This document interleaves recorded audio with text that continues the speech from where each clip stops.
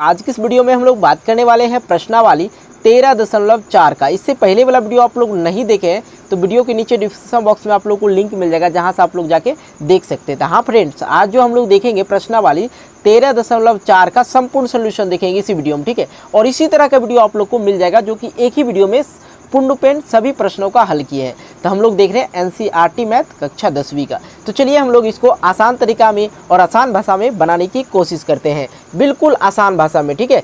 आप लोग को एकदम सब बात समझ में आ जाएगा। यहाँ पर है पानी पीने वाला एक गिलास। देखिए पानी पीने वाला गिलास कैसे बनाते हैं, पहले हम लोग एक ड्राइंग कर लेते हैं। आप लोग ड्राइंग करने के लिए जानते हैं? सर बिल्कुल हम लोग जानते हैं, घर में तो पानी पीते हैं गिलास में। चलिए गिलास इस तरह का बना होता है, कहेंगे सर जी बिल्कुल इसी तरह का गिलास हम लोग बनाते हैं घर में, मतलब पानी भी पीते हैं, ठीक है। कह रहा है एक गिलास है जिसका ऊंचाई दे रखा है 14 सेंटीमीटर। चलिए इसका ऊंचाई दे रखा है, मतलब यहाँ से यहाँ तक की जो ऊंचाई दे रखा है इस गिलास का दे रखा है, यहाँ पे हम लिख दें, जी सर लिख दीजिए 14 मीटर, ठीक है। 14 सेंटीमीटर था या मीटर था, इस बुक में जो है 14 सेंटीमीटर दे रखा है, ठीक है। हम थोड़ा यहाँ पे लिखाई गलत हो गया था, ठीक है। ऊंचाई पता चल गया। कह रहा एक शंकु छिन्नक के आकार है, मतलब शंकु जो बनता है इसी तरह का बनता है, ठीक है। मतलब इस तरह का शंकु होता है और इसको ए वाला भाग को काट दिया जाए तो ये जो है छिन्नक बन जाता है, तो ये ग्लास का आकार का बन जाता है। ये तो आप लोग बेसिक पढ़े ही होंगे, ठीक है।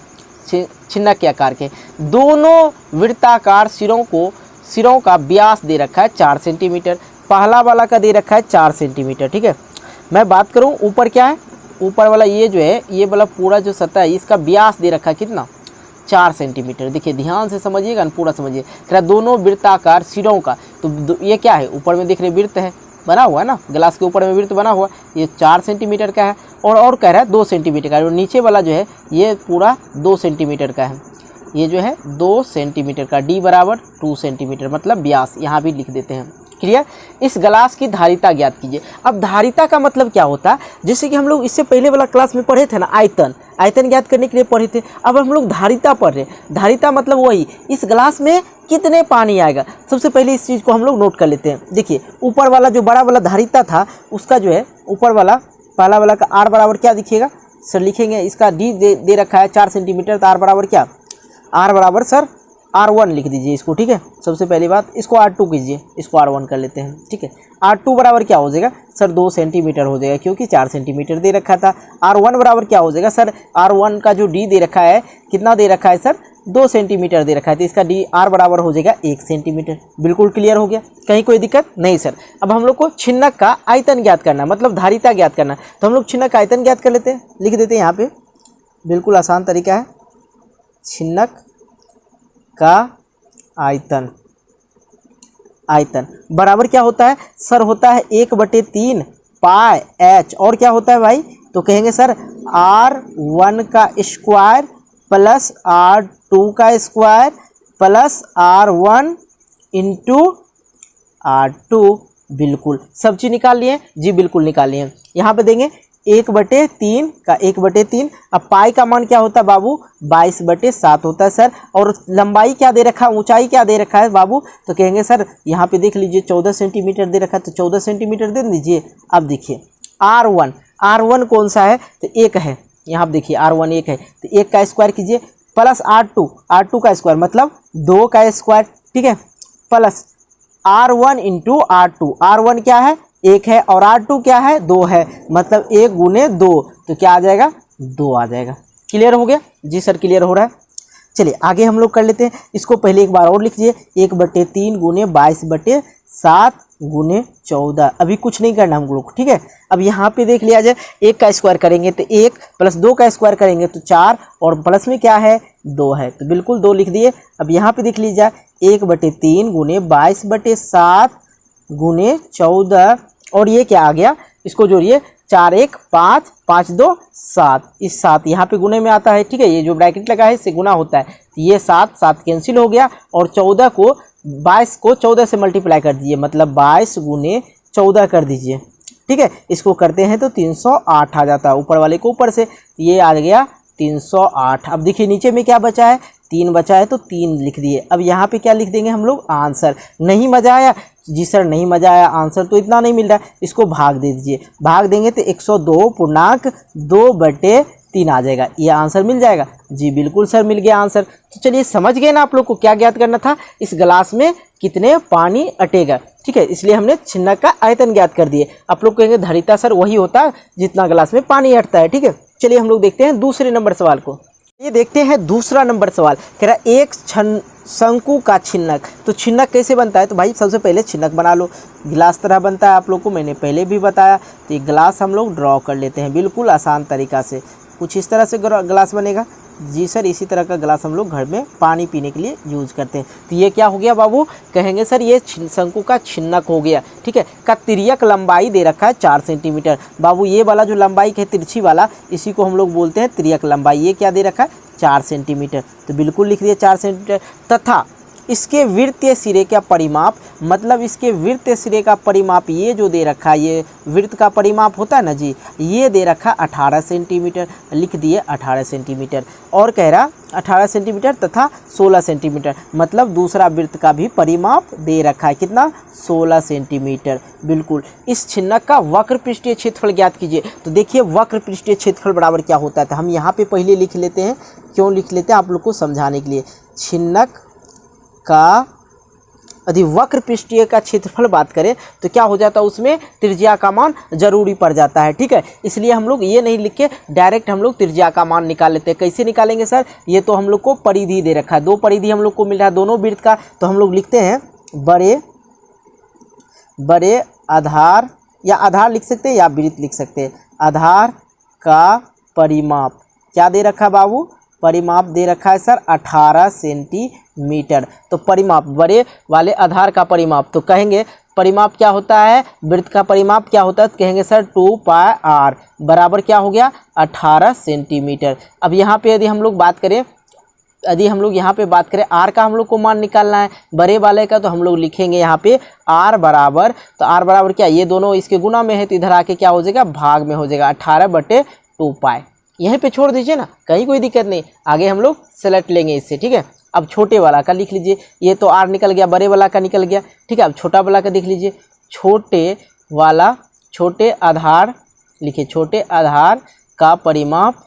ठीक है, पहले हम दोनों का r निकाल लेते हैं। ठीक है, दोनों वृत्त का परिमाप बराबर क्या दे रखा है, 16 सेंटीमीटर। हम लोग को निकालना क्या, r निकालना है, तो हम लोग बड़े छोटे दोनों का तो एक ही होता है, तो परिमाप बराबर क्या होता है, 2πr होता है, बराबर का क्या 16। तो फिर हम लोग को ये वाला r का जानना है, मान लो इसको 2 दे दो।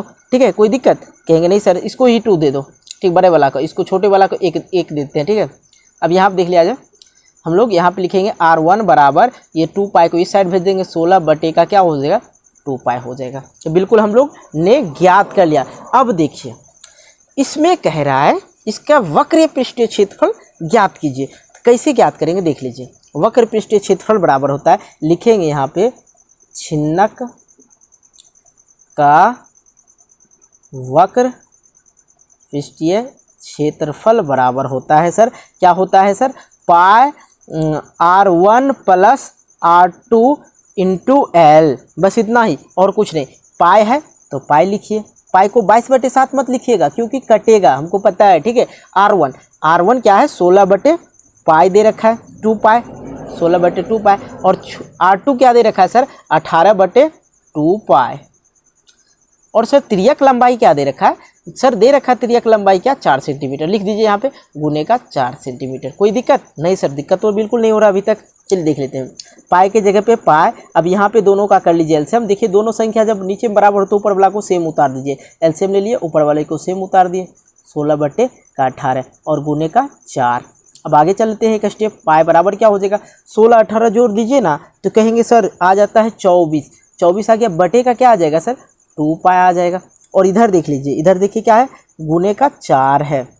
तो ऐसा करते हैं हम लोग, ये पाई वाले को से ख़त्म कर देते हैं। अब बच क्या गया, 2 दूने का 4, तो ये दोनों का 24 दूने क्या हो जाता है, 48, ऊपर वाले को गुना कर दीजिए। तो छिन्नक का जो वक्र पृष्ठीय क्षेत्रफल हो जाएगा ना, वो 48 हो जाएगा। तो चलिए हम लोग देखते हैं तीसरे नंबर सवाल में क्या दे रखा है। प्रश्न आप लोग के बोर्ड एग्जाम के लिए बहुत ही ज़्यादा इंपॉर्टेंट है, इसलिए इसको ध्यान से देखना भाई। ठीक है, यहाँ पे कह रहा है एक तुर्की शंकु का छिन्नक के आकार की है। एक तुर्की टोपी जो होता है, तुर्की टोपी शंकु का एक छिन्नक के आकार के, मतलब इस तरह से पिक्चर भी दिया गया है, देख लीजिए पिक्चर आकृति 13.24 में। यदि इसका खुला हुआ भाग, देखिए ऊपर वाला भाग तो बंद रहता है ना टोपी का, ऊपर वाला भाग जो है बंद रहता है, क्योंकि हम लोग को नीचे वाला खुला रहता है, क्योंकि इसमें हम लोग को सर ढुकाना पड़ता है, ठीक है, सर को अंदर करना पड़ता है। कह रहा है यदि इसका खुला सिरे का त्रिज्या 10 सेंटीमीटर है, भाई इसका त्रिज्या दे रखा है, मतलब आर दे रखा है, आर बराबर 10 सेंटीमीटर, ठीक है, बिल्कुल क्लियर हो गया। कह रहा है 10 सेंटीमीटर, और ऊपरी सिरे का त्रिज्या दे रखा है, ये वाला त्रिज्या दे रखा है आर बराबर क्या 4 सेंटीमीटर। बिल्कुल आसान था ना। चलिए देख लेते हैं आगे। कह रहा है और इस टोपी का ऊंचाई, तिर्यक ऊंचाई जो दे रखा है इस प्रकार से, तो मैं कहूँगा ये तिर्यक ऊंचाई हो गया, ये दे रखा है 15 सेंटीमीटर। एक एक लाइन को चलते हैं। तो इसके बनने में प्रयुक्त पदार्थ का क्षेत्रफल ज्ञात कीजिए। मान लिया जाए कपड़ा किस चीज़ से बनता है, तो कहेंगे सर कपड़ा से का जो टोपी जो होता है, कैप होता है, वो किस चीज़ से, कपड़े से बनता है, ठीक है। टोपी बनाने में प्रयुक्त कपड़ा या पदार्थ दे रखा है तो पदार्थ समझिए, कोई दिक्कत नहीं, ठीक है। तो अब इसका जो हम लोग को कितना लगेगा, देखिए यदि हम टोपी पे कपड़ा लगाएंगे तो ये इसके ऊपर लगेगा पूरा, तो जी सर बिल्कुल लगेगा, और इसके ऊपर भी लगेगा ना, तो कहेंगे जी सर बिल्कुल लगेगा। कैसे, तो इसका हम लोग कैसे ज्ञात करेंगे सर, इसका जो हम कैसे ज्ञात करेंगे, तो कहेंगे सर कि छिन्नक का जो है वक्र पृष्ठीय क्षेत्रफल ज्ञात कर लेंगे। ये वाला पार्ट, इस पर पूरे कपड़ा लगेगा, चारों तरफ कपड़ा लगेगा जी, इसका छिन्नक का वक्र पृष्ठीय क्षेत्रफल प्लस छोटे वृत्त का क्षेत्रफल इसका निकाल लेंगे। इसमें तो कपड़ा लगेगा नहीं, तो दोनों को जोड़ देंगे तो निकल ना जाएगा कपड़ा कितना लगेगा, कहेंगे सर बिल्कुल निकल जाएगा। चलिए लिख लेते हैं, यहाँ पे आसान तरीका से लिखते हैं। टोपी बनाने में प्रयुक्त कपड़ा बराबर छिन्नक का वक्र पृष्ठीय क्षेत्रफल प्लस छोटे वृत्त का क्षेत्रफल। समझ गए जी सर, दिख रहा है, दिख रहा है सर। चलिए, छिन्नक का वक्र पृष्ठीय क्षेत्रफल हो जाता है पाई R1 प्लस R2, ठीक है, इंटू L, ठीक, प्लस छोटे वृत्त का क्षेत्रफल, वृत्त का क्षेत्रफल जाना, छोटे बड़े से कोई मतलब नहीं, क्षेत्रफल एक ही होता है, तो वृत्त का क्षेत्रफल होता है पाई आर स्क्वायर। जल्दी जल्दी करिए जी सर, जल्दी जल्दी करेंगे। यहाँ पे पाई है, फिलहाल हम लोग पाई को लेके चलते हैं, पाई को, ठीक है। यहाँ पे देख लीजिए, पाई को इसलिए ले लिए, यहाँ पे भी पाई और यहाँ पे भी पाई, दोनों पाई में से एक पाई कॉमन ले लिए, तो यहाँ पे आ गया पाई, ठीक है। यहाँ पे देख लीजिए R1 plus R2 into L plus यहाँ पे क्या बच गया, आर स्क्वायर बच गया। बिल्कुल सर, जी बिल्कुल सर। यहाँ पे देख लिया, अब मान रख दीजिए ना, यहाँ पे 22/7। यहाँ पे R1 क्या है सर, R1 तो ऊपर वाला होगा, R1 हो गया ये वाला, और R2 ये वाला, तो R1 हो गया सर 4, प्लस का क्या होगा सर, R2 क्या है 10। सर तिर्यक लंबाई क्या है, तो सर 15 दे रखा है, ठीक, प्लस आर स्क्वायर। तो अब ये आर स्क्वायर कौन सा हो गया सर, तो वृत्त का ना, वृत्त का ना, तो 4 का स्क्वायर कर दो, 4 का स्क्वायर करो तो 16 आ जाता है, मतलब 4 का स्क्वायर करेंगे तो क्या आ जाएगा, 16 आ जाएगा। ये छोटे वाला वृत्त का है, तो वृत्त वाला फॉर्मूला में वृत्ते वाला ना आर देंगे, तो वृत्त वाला आर दे दिए, 4 दे रखा था, ठीक है। चलिए आगे देख लेते हैं, आगे फटाफट देखिए, लिखेंगे यहाँ पे 22/7 और इसको ऐड कीजिएगा। जी सर ऐड करने का मन है, तो 10 4 क्या हो जाएगा, 14 हो जाएगा, ठीक है। अब ये 15 दे रखा ना, इसका तिर्यक लंबाई, तो जी सर तिर्यक लंबाई तो 15 दे रखा है सर, कहीं कोई दिक्कत तो नहीं सर, दिक्कत नहीं। चलिए गुने 15 जोड़ 16, यहाँ पर लिखेंगे 22/7। अब इस दोनों को गुणा कर दीजिए, इस दोनों को गुणा करते हैं तो क्या आ जाता है, 210 आ जाता है, प्लस का क्या बच गया सर, 16 बच गया आराम से, 22/7। अब इस दोनों को जोड़ दीजिए, 210 और प्लस 16 तो आ जाता है 226 सर, कहीं कोई दिक्कत नहीं सर, दिक्कत। अब कट रहा है तो काटिए, नहीं कटा है तो डायरेक्ट गुणा कीजिए, 22 गुने का 216, तो 22 गुने का 216 कीजिएगा तो 49/72 आ जाएगा, ठीक है। आप लोग गुना करके ट्राई कर लेंगे, और इसके बटे में क्या है 7 है, 7 से हम लोग डिवाइड कर देंगे, डिवाइड करने के क्रम में आ जाता है 710 पूर्णांक 2/7 आ जाता है। आप लोग एक बार डिवाइड करके इसको देख लेना, ठीक है, कहीं कोई दिक्कत, जी बिल्कुल नहीं सर दिक्कत। आप लोग को एक काम और करना है, क्या करना है ये तो मैंने डायरेक्ट बता दिया। अब यहाँ पे लिख लीजिएगा, बड़ा वृत्त का त्रिज्या क्या देंगे सर, बड़ा वाला वृत्त का त्रिज्या बराबर 10, छोटा वाला तो वृत्त का त्रिज्या सर 4, तिर्यक लंबाई क्या दे रखा है सर, लंबाई बराबर 15 सेंटीमीटर। तो टोपी बनाने में प्रयुक्त कपड़ा, बस बिल्कुल इतना ही लिखना है। तो बिल्कुल आप लोग समझ गए हैं, तो एक प्यारा सा कमेंट ज़रूर करना। चलिए देखते हैं चौथे नंबर सवाल।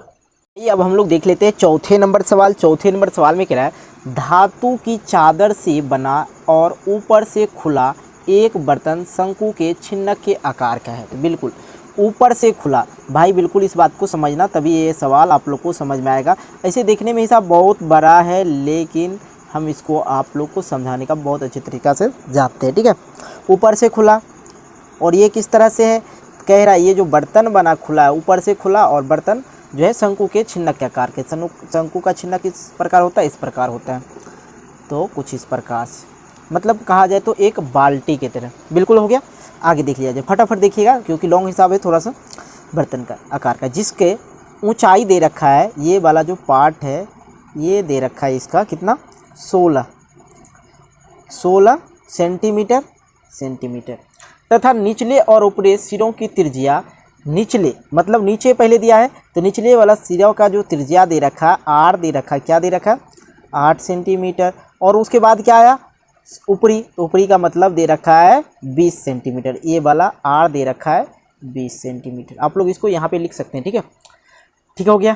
कह रहा 20 रुपया प्रति लीटर की दर से इस बर्तन में पूरा भर सकने वाला दूध का मूल्य ज्ञात कीजिए। बिल्कुल क्या है कि इसका तो हम लोग को सब चीज़ पता हो गया, अब इसमें कितना दूध आएगा ये हम लोग को पता करना है। और दूध आएगा, यदि जितना लीटर भी दूध आएगा, 1 लीटर का कीमत हम लोग को पता है। अब कितना लीटर दूध आएगा तो बाद में हम लोग को जांच समझ लेंगे, आगे भी पढ़ लेंगे, लेकिन देख लिया जाए आगे क्या कह रहा है।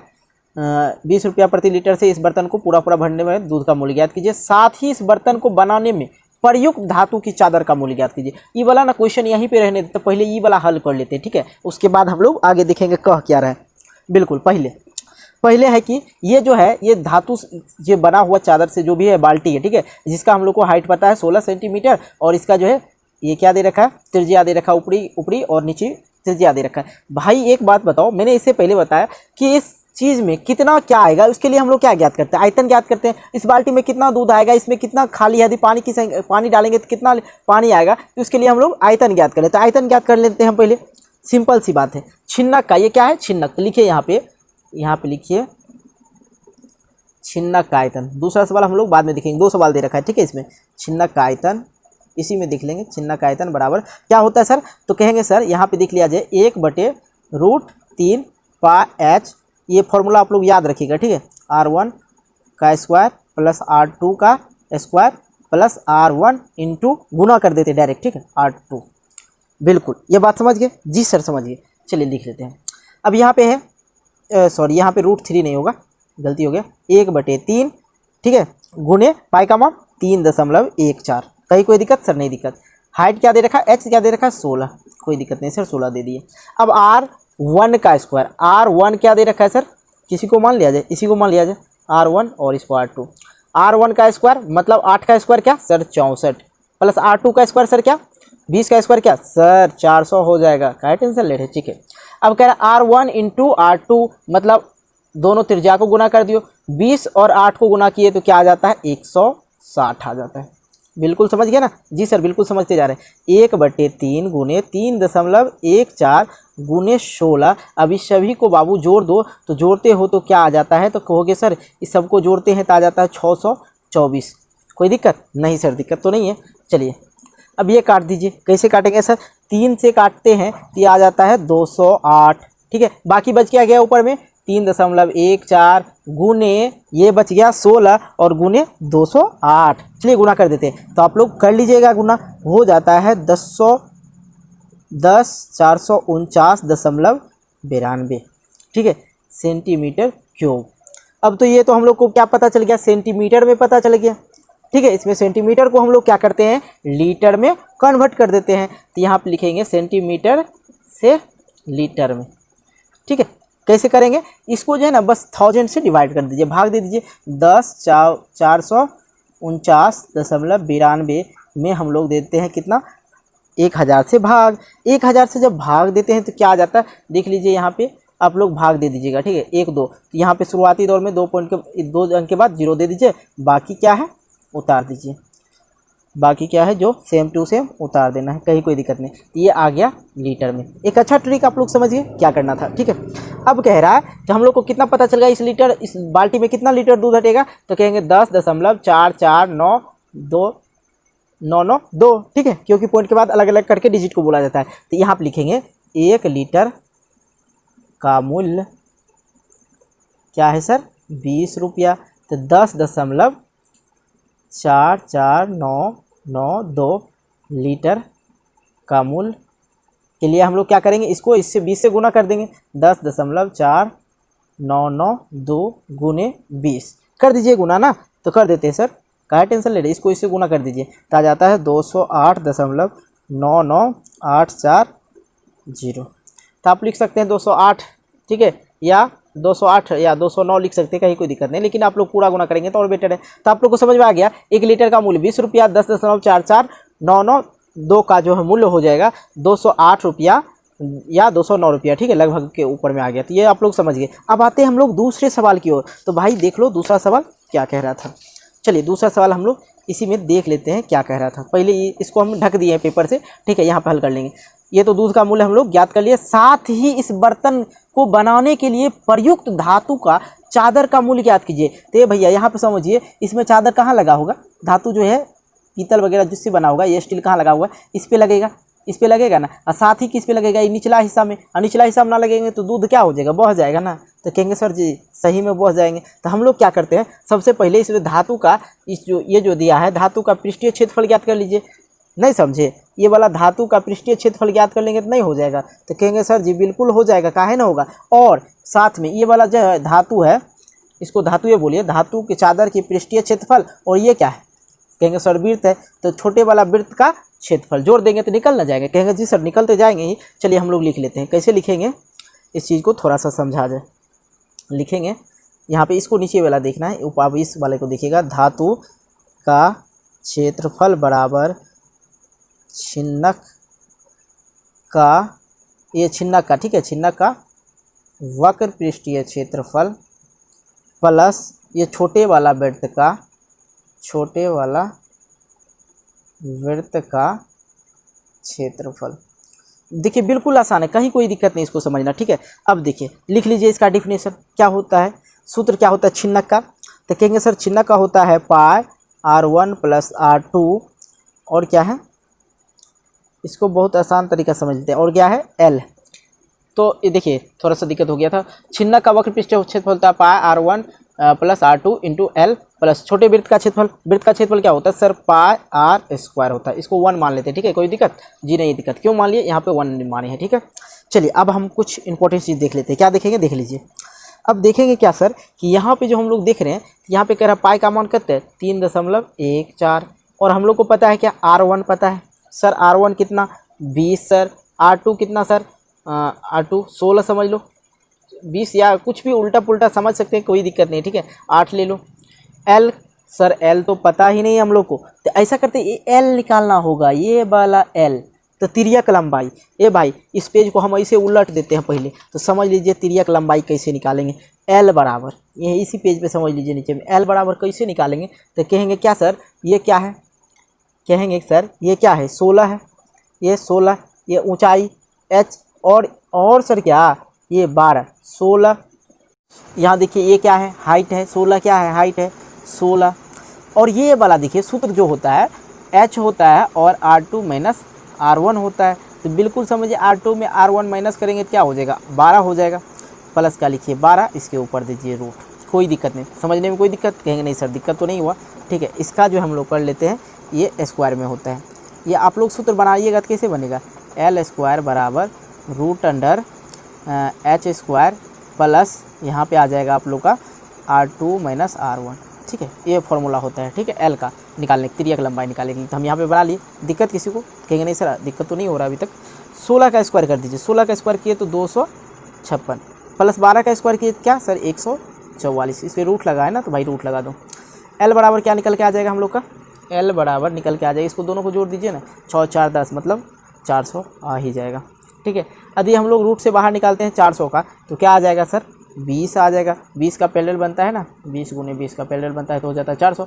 यहाँ पे 20 निकल गया। बिल्कुल इस बात को समझिए। ये एल का फॉर्मूला, ये वाला पार्ट जो है चिपका दीजिएगा, ठीक है, बगल में। अब चलिए हम ये वाला पार्ट चलते हैं। कौन वाला पार्ट? ये पेज को हम उल्टाए थे ना त्रिज्या की लंबाई निकालने के लिए, तो त्रिज्या की लंबाई पता चल गया। तो कहेंगे जी सर अब ये तो निकाले आप, यहाँ पर निकाले हैं 20 प्लस पाई का मान 3.14। जल्दी जल्दी 3.14। सर जी R1 क्या है? 8 दे रखा है। चलिए 8 का स्क्वायर कर दीजिए। 8 का स्क्वायर कर देंगे 64। कहीं कोई दिक्कत? जी नहीं सर, दिक्कत तो नहीं हुआ अभी तक। चलिए देख लेते हैं यहाँ तक समझने में किसी को जब दिक्कत नहीं हुआ तो आगे भी दिक्कत नहीं होना चाहिए। 3.14। अब ऐसा करते हैं, इसको पहले एक बार लिख लिया जाए। 20 8 क्या हो जाएगा? तो कहेंगे सर 28 हो जाएगा। ये गुना में 20 गुना में प्लस 3.14 गुने 64 कर दो तो आ जाएगा क्या? इसको गुना कर लेते हैं हम पहले, 200.96 आ जाएगा। ठीक है, अब यहाँ पर देख लिया जाए 3.14। अब यहाँ पे कर लेते हैं हम किसको? 28 और 20 को गुना। तो 28 और 20, 28 दूना 56, 560 प्लस का क्या हो जाएगा? 200.96। कहीं कोई दिक्कत नहीं सर? अभी तक तो दिक्कत नहीं हुआ, अब होगा दिक्कत। नहीं होगा सर दिक्कत, कभी दिक्कत तो हुआ ही नहीं है। चलिए 560 प्लस का 200.96। कोई दिक्कत नहीं सर? अभी भी दिक्कत तो नहीं हो रहा है, अभी भी दिक्कत नहीं हो रहा। ऐसा कीजिए ना, पहले इसको निपटा लीजिए, मल्टीप्लाई कर लेते हैं। तो मल्टीप्लाई करेंगे और इसे जोड़ देंगे तो क्या हो जाएगा? 1758, 1758 हो जाएगा। ठीक है, 0.40 प्लस ये क्या बच गया? 200.96। कोई दिक्कत नहीं। कुछ बच्चे का मन होगा सर इसको जोड़ के नहीं गुना करेंगे काहन जी? अपना मन मर्जी, सुविधा अनुसार जो होगा। इस दोनों को जो है गुना कर जोड़ लीजिए, इससे गुना कर दीजिए। तो हम क्या किए? बस इस दोनों को गुना कर दिए, ठीक है ना, और इसको जोड़ दिए। कोई दिक्कत वाली बात नहीं, कि जैसे मर्जी वैसे कर सकते हैं। अब यहाँ पे आ गया क्या? 19 7 2 9 और 5 1 9 59 3 6। ठीक है, इसको जोड़ने के बाद आ गया। अब देखिए हम लोग को क्या पता चल गया? इस पे कितना चादर है। अब चादर तो हम लोग को पता चल गया, ठीक है ना, लेकिन यहाँ पे कुछ और चीज़ भी है। क्या चीज़ है? उस चीज़ को भी देख लिया जाए। कह रहा 8 रुपया प्रति 100 सेंटीमीटर स्क्वायर। तो ये हम लोग का जो निकल के आ गया, ये निकल के आ गया। तो यहाँ पे कह रहा 100 सेंटीमीटर, मतलब 8 रुपया में 100 सेंटीमीटर देगा कि दर से दे रहा है। तो बिल्कुल समझिए, यहाँ पे लिखेंगे धातु का मूल बराबर 8/100। ठीक है, 8/100 गुना क्या कर देंगे? ये वाला पार्ट। क्यों कर देंगे गुना? क्योंकि हम लोग को सेंटीमीटर में बदलना था ना। हाँ, सेंटीमीटर में बदलना है। चलिए ये कर देते हैं 5 9 3 9 ना, सॉरी ये 3 9 आ जाएगा, थोड़ा मिस हो गया। 39 देना आप लोग को, ठीक है, 39 और 36। चलिए इसको मल्टीप्लाई कर लीजिए, ऊपर वाले को ऊपर से मल्टीप्लाई कर लीजिए और इसको उड़ा दीजिए। उड़ाइएगा तो क्या हो जाएगा? 100 हो जाएगा। ठीक है, ऊपर वाले का भी मल्टीप्लाई करना, पहले उड़ा के तब मल्टीप्लाई करिए। तो ऊपर वाले को मल्टीप्लाई कीजिएगा तो आ जाएगा 15,067 और 488। कोई दिक्कत नहीं सर? दिक्कत तो अभी तक नहीं हुआ है। चलिए बटे का क्या? 100 100 1000 100 गुने 100 तो 4 को 0 इस पे दे दीजिए, कोई दिक्कत नहीं। ठीक है, इसको गुना कर लीजिएगा 100 गुने 100, समझ में आ जाएगा। ये इतना आ जाएगा। ठीक है, अब इसको डिवाइड कर दीजिए। डिवाइड करेंगे क्या आ जाएगा?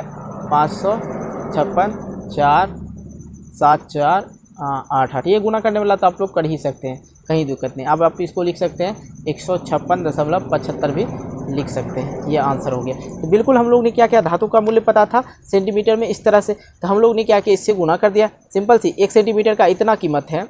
8 रुपये में हम लोग को 100 सेंटीमीटर मिल रहा था। हम लोग को गुना करना था, मीटर में बदलना ही था, इसलिए हमने इसको गुना कर दिया। कितने से? इतने से। एक गुना किया तो इसके नीचे इसको उड़ा दिया, बस आ गया 100 आया। तो दोनों पार्ट को इसको मल्टीप्लाई किया, इसको इससे मल्टीप्लाई किया, ये आ गया। और इसके बाद हमने क्या किया? इस दोनों को इससे डिवाइड कर दिया, तो आंसर हम लोग का आ गया। जो खर्चा पड़ेगा 156 रुपया पड़ेगा। ठीक है, पूरे बाल्टी को बनाने में। तो चलिए हम लोग देखते हैं 5वां नंबर सवाल। 5वें नंबर सवाल में क्या दे रखा है ये समझते हैं। 5वें नंबर सवाल। 5वें नंबर सवाल में कह रहा है 20 सेंटीमीटर ऊंचा वाला शीर्ष कोण जो 60 डिग्री का एक शंकु को, जिसकी ऊंचाई को बीचे बीच से होकर जाती है, एक तल से 2 भाग में काट दिया गया। बिल्कुल कैसे?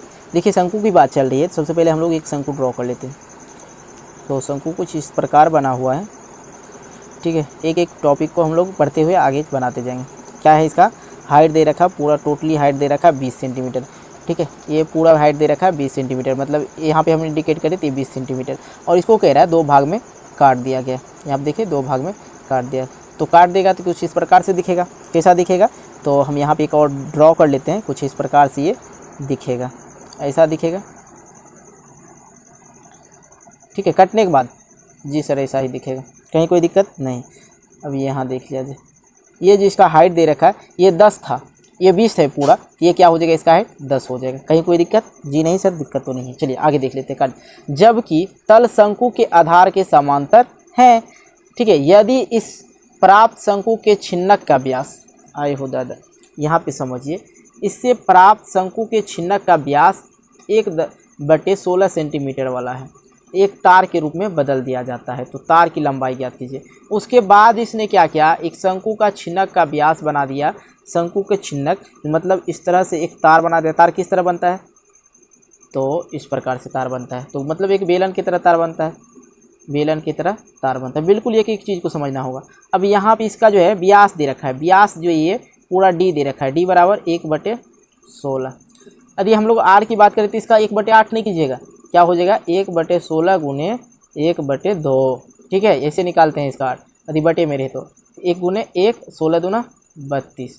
तो आर बराबर क्या निकल के आ गया 1/32। अब यहाँ पे कह रहा है इसका जो हाइट है ये हम लोग को ज्ञात करना है।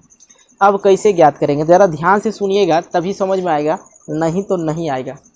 देखिए ये जो बना हुआ था, पहले ये वाला मेटल बना हुआ था, उसके बाद उसने कहा कि काट दिया, तो भाई काट दिया, कहीं कोई दिक्कत नहीं। उसके बाद इसका कहना है काटने के बाद इसको फिर पिघलाकर एक तार बना लिया गया, कुछ इस प्रकार से तार बना गया। तो मतलब ये वाला जो पार्ट कटा है इसका आयतन और इसका आयतन तो बराबर होगा, तो हाइट निकल जाएगा ना, कहेंगे सर बिल्कुल निकल जाएगा। तो लिखेंगे यहाँ पे क्या, देख लिया जाए, लिखेंगे यहाँ पे सिंपल सी बात है, लिखना है हम लोग को छिन्नक, ये जो है छिन्नक, छिन्नक का आयतन, आयतन बराबर क्या हो जाएगा बेलन का आयतन, बेलन का आयतन।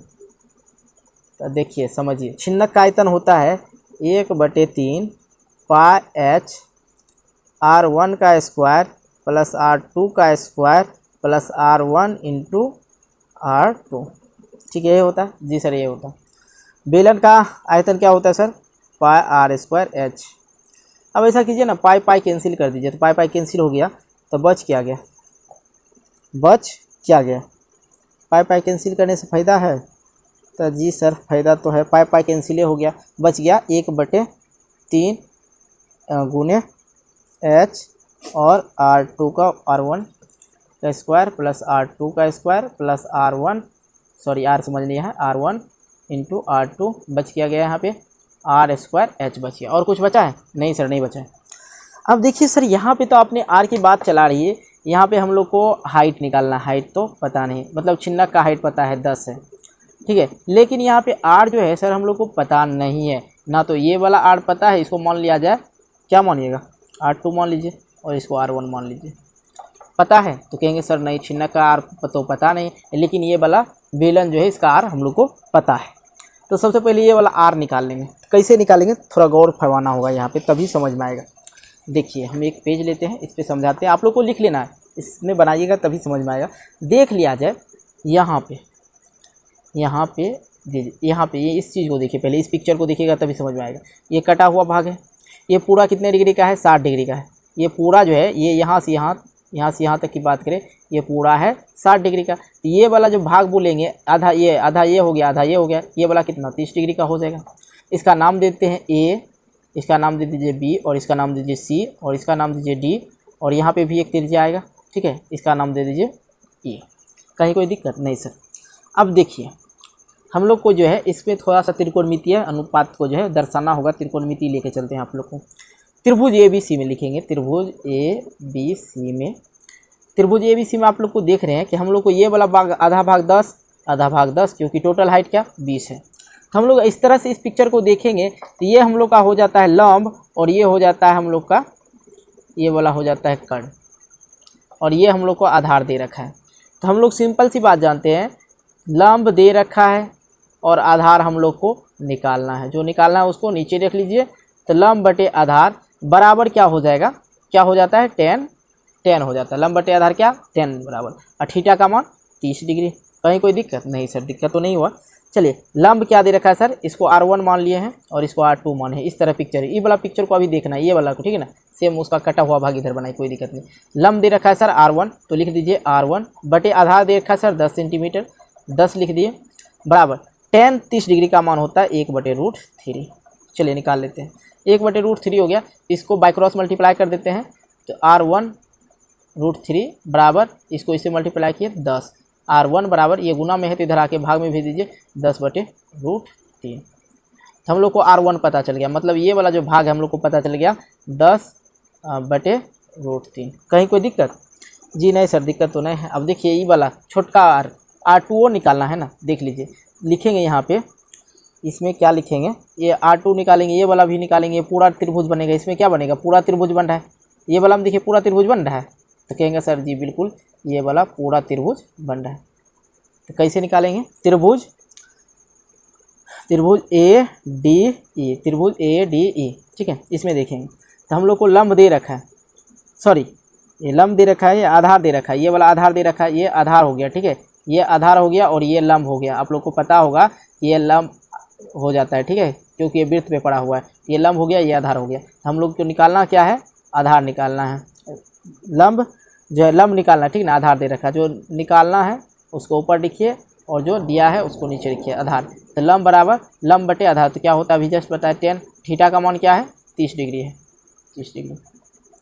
अब लंब बराबर है R2 दे दीजिए बटे आधार जो है, आधार दे रखा है सर 10 सेंटीमीटर, बराबर tan 30 डिग्री का मान 1/√3।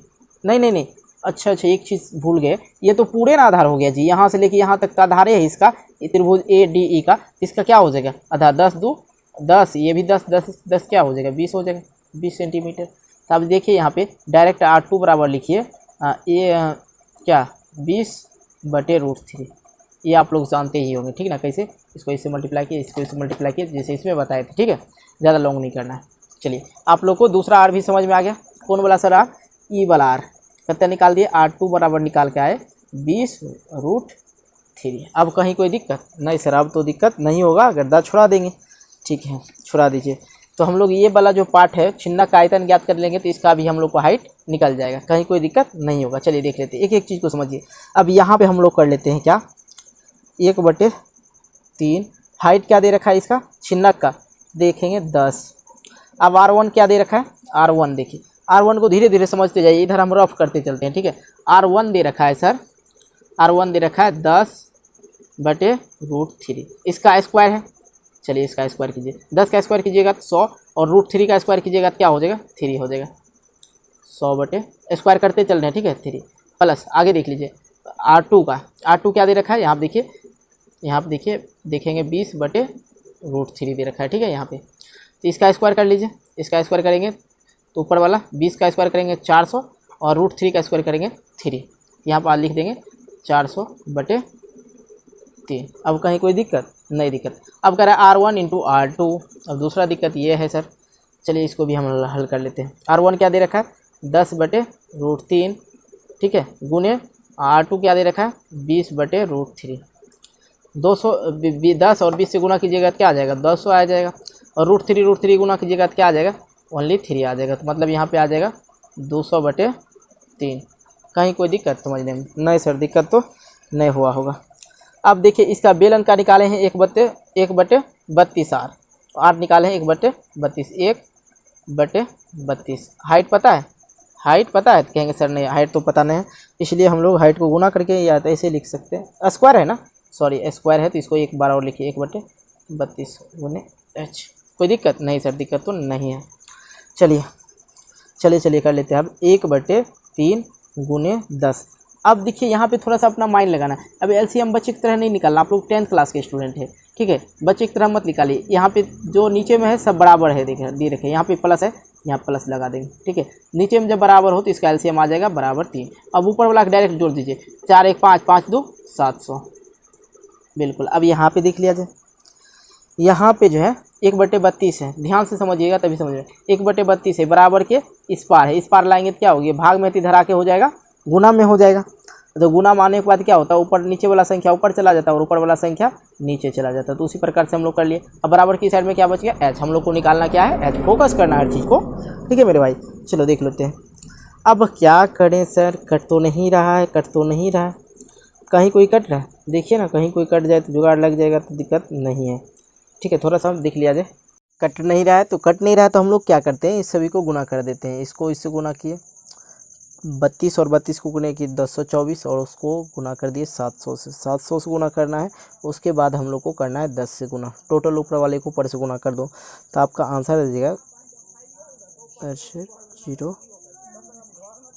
0,000 बटे 3 तिया का 9 आ जाएगा सेंटीमीटर बराबर एच बराबर हम लोग निकाल लिए। लेकिन आप लोग आंसर देखने के लिए जाएंगे तो आंसर नहीं मिलेगा।